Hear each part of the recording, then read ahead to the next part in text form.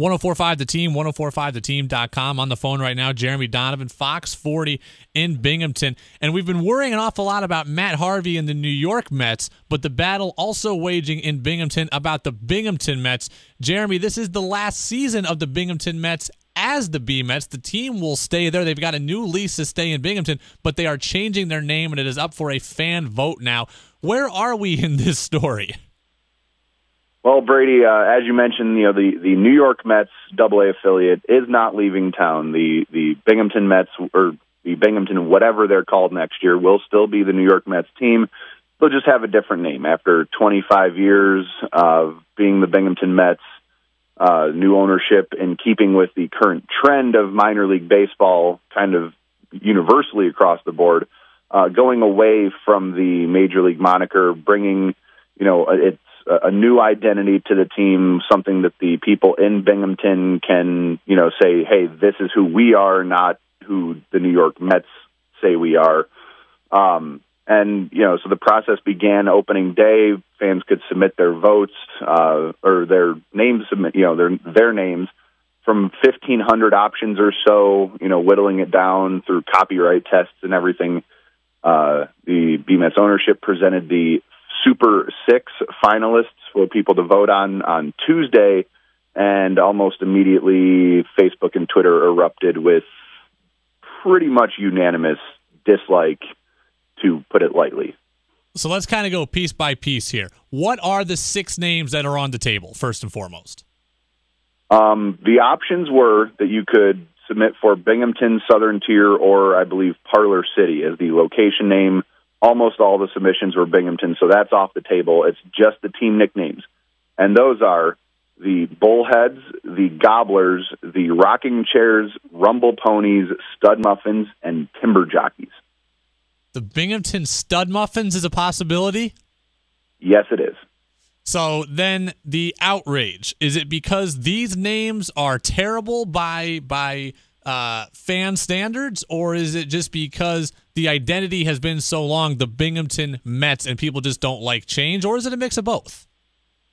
Definitely a mix of both. I've just because it's entertaining, from anybody's perspective, I've gone through and I've read almost every comment, both on my personal social media accounts, our station's social media accounts, as well as, the B-Mets Facebook post.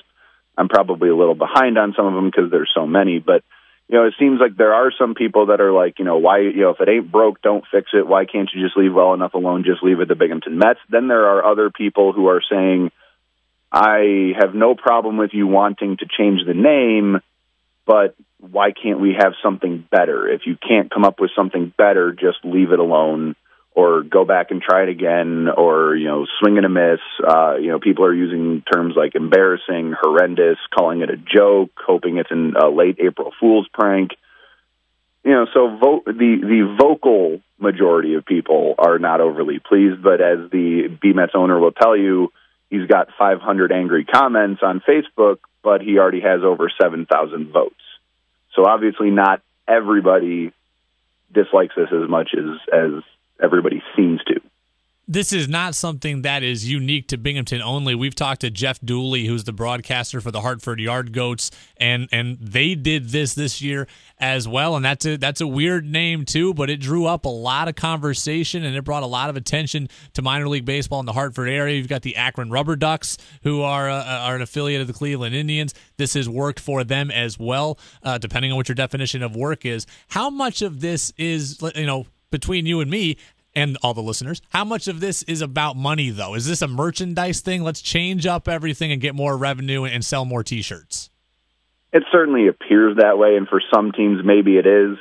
I've talked to the B-Mets owner, John Hughes, several times, in the last couple of days about this.